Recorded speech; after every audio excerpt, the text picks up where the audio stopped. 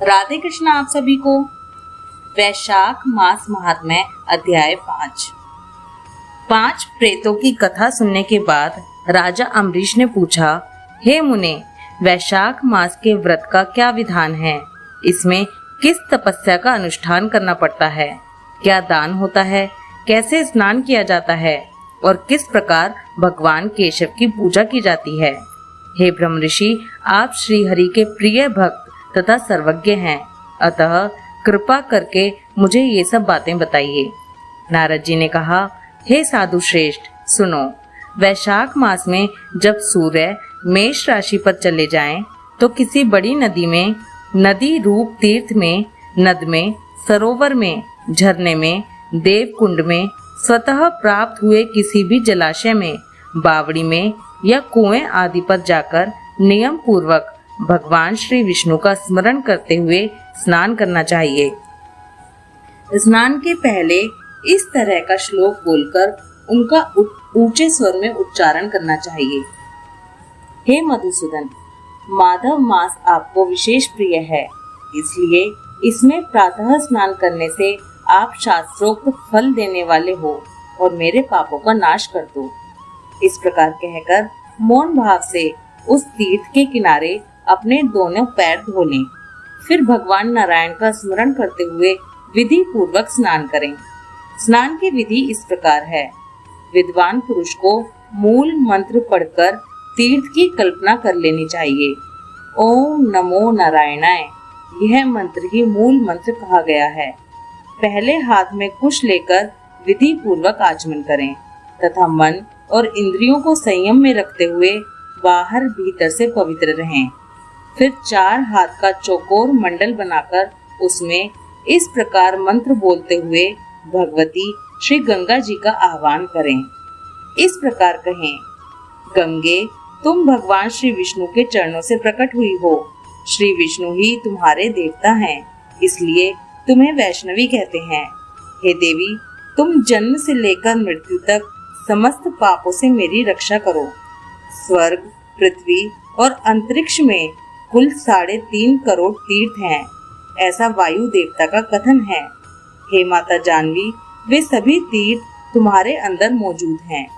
देवलोक में तुम्हारा नाम नंदिनी और नलिनी है।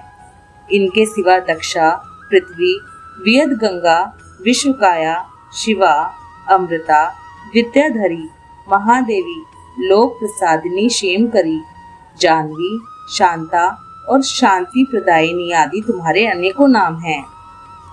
स्नान के समय इन पवित्र नामों का कीर्तन करना चाहिए।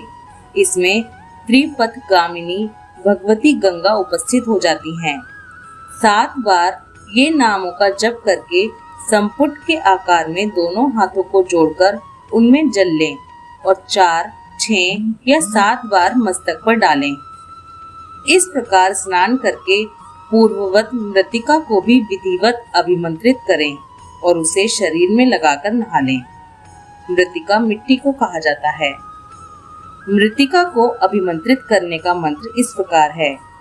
हे वसुंधरे, तुम्हारे ऊपर अश्व और रथ चला करते हैं।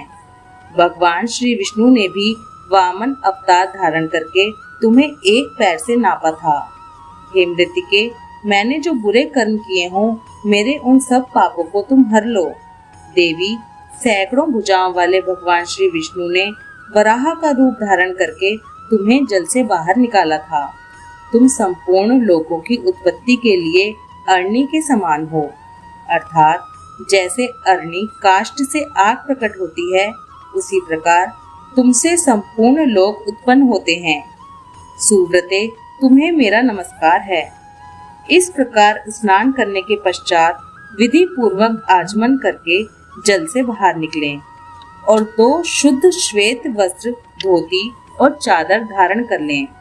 इसके बाद त्रिलोकी को तृप्त करने के लिए तर्पण करें। सबसे पहले श्री ब्रह्मा का तर्पण करें, फिर श्री विष्णु, श्री रुद्र और प्रजापति का।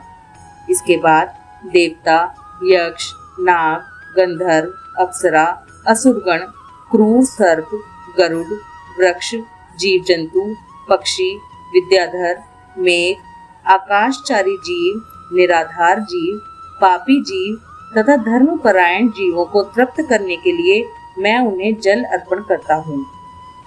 इस प्रकार कहकर उन सबको जलांजलि दें। देवताओं का तर्पण करते समय यज्ञोपवीत को बाएं कंधे पर डाले रहें। इसके बाद उसे गले में माला की भांति कर लें और दिव्य मनुष्यों, ऋषि पुत्रों तथा ऋषियों का भक्ति पूर्वक तर्पण करें। सनक, सनंदन, सनातन और सनत कुमार ये दिव्य मनुष्य हैं। कपिल, आसुरी, बोड़ू तथा पंचशीक ये प्रधान ऋषि पुत्र हैं। ये सभी मेरे दिए हुए जल से तृप्त हों, ऐसा कहकर इन्हें जल दें। इसी प्रकार मरीचि, अत्रि, अंगिरा, पुलस्त्य, पुलह, क्रतु, प्रचेता, वशिष्ठ, नारद तथा अन्यान्य देव ऋषियों एवं ब्रह्म ऋषियों का अक्षत सहित जल के द्वारा तर्पण करें। इस प्रकार ऋषि तर्पण करने के पश्चात यज्ञोपवीत को दाएं कंधे पर करके बाएं घुटने को पृथ्वी पर टेक कर बैठें। फिर अग्निश्वात, सौम्य, हविष्मान, उष्मप, कव्यवाट, अनल, ब्रह्मीशद, पिता पितामह आदि तथा मातामह आदि सब लोगों का विधिवत तर्पण करके इस प्रकार मंत्र बोलें।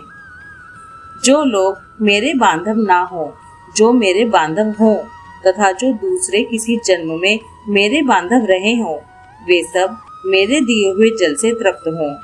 उनके सिवा और भी जो कोई प्राणी मुझसे जल की अभिलाषा रखते हों, वे भी तृप्ति लाभ करें। इस प्रकार कहकर उनकी तृप्ति के उद्देश्य से जल गिराना चाहिए। इसके बाद विधि पूर्वक आचमन करके अपने आगे कमल की आकृति बनाएं और सूर्य देव के नामों का उच्चारण करते हुए अक्षत, फूल, लाल चंदन और जल के द्वारा उन्हें यत्न पूर्वक अर्घ्य दें। अर्घ्य दान का मंत्र इस प्रकार है। हे भगवान सूर्य, आप विश्वरूप और ब्रह्म स्वरूप हैं। इन दोनों रूपों में आपको नमस्कार है। आप सहस्त्रों किरणों से सुशोभित और सबके तेज रूप हैं। आपको सदा नमस्कार है। भक्त वत्सल, रुद्र रूपधारी आप परमेश्वर को बारंबार नमस्कार है। कुंडल और अंगद आदि आभूषणों से विभूषित पद्मनाभ आपको नमस्कार है। भगवान, आप सोए हुए संपूर्ण लोगों को जगाने वाले हैं। आपको मेरा प्रणाम है। आप सदा सबके पाप पुण्य को देखा करते हैं। सत्यदेव, आपको नमस्कार है। भास्कर, मुझ पर प्रसन्न होइए। हे दिवाकर, आपको नमस्कार है। हे प्रभाकर, आपको नमस्कार है। इस प्रकार सूर्य देव को नमस्कार करके 7 बार उनकी प्रदक्षिणा करें। फिर द्विज, गौ और सुवर्ण का स्पर्श करके अपने घर में जाएं। वहां आश्रमवासी अतिथियों का सत्कार तथा भगवान की प्रतिमा का पूजन करें। हे राजन, घर में पहले भक्ति पूर्वक जितेंद्रिय भाव से भगवान गोविंद की विधिवत पूजा करनी चाहिए।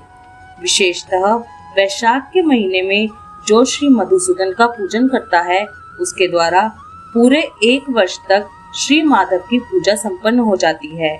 वैशाख मास आने पर जब सूर्यदेव मेष राशि पर स्थित हों, तो श्री केशव की प्रसन्नता के लिए उनके व्रतों का संचय करना चाहिए। अपने अभिष्ट की सिद्धि के लिए अन्न, जल, शक्कर, धेनु तथा तिल की धेनु आदि का दान करना चाहिए। इस कार्य में धन की कंजूसी उचित नहीं है। समूचे वैशाख भर प्रतिदिन सवेरे स्नान करता, जितेंद्रिय भाव से रहता, भगवान के नाम जपता और हविष्य भोजन करता है, वह सब पापों से मुक्त हो जाता है। जो वैशाख मास में आलस्य को त्याग कर 24 घंटे में 1 बार भोजन, केवल रात में 1 बार भोजन या बिना मांगे हुए अन्न का एक समय भोजन करता है, वह अपनी संपूर्ण अभिष्ट वस्तुओं को प्राप्त कर लेता है।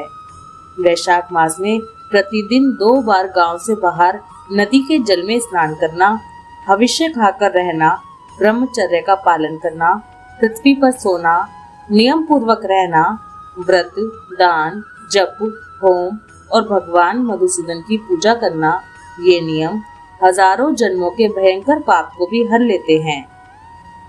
जैसे भगवान माधव ध्यान करने पर सारे पाप नष्ट कर देते हैं, उसी प्रकार नियम पूर्वक किया हुआ माधव मास का स्नान भी समस्त पापों को दूर कर देता है। प्रतिदिन तीर्थ स्नान, तिलों द्वारा पितरों का तर्पण, धर्म घट आदि का दान और श्री मधुसूदन का पूजन, ये भगवान को संतोष प्रदान करने वाला है। वैशाख मास में इनका पालन अवश्य करना चाहिए। वैशाख मास में तिल, जल, सुवर्ण, अन्न, शक्कर, वस्त्र, गौ, जूता, छाता, कमल या शंख तथा घड़े, इन वस्तुओं का ब्राह्मणों को दान करें। तीनों संध्याओं के समय एकाग्रचित हो विमल स्वरूपा साक्षात भगवती लक्ष्मी के साथ परमेश्वर श्री विष्णु का भक्ति पूर्वक पूजन करना चाहिए। सामयिक फूलों और फलों से भक्ति पूर्वक श्री हरि का पूजन करने के पश्चात यथाशक्ति ब्राह्मणों की भी पूजा करनी चाहिए। पाखंडियों से वार्तालाप नहीं करना चाहिए। जो फूलों द्वारा विधिवत अर्चन करके श्री मधुसूदन की आराधना करता है, वह सब पापों से मुक्त होकर परम पद को प्राप्त होता है। वैशाख मास महात्म्य अध्याय 5 समाप्त। ओम माधवाय नमः। राधे कृष्णा।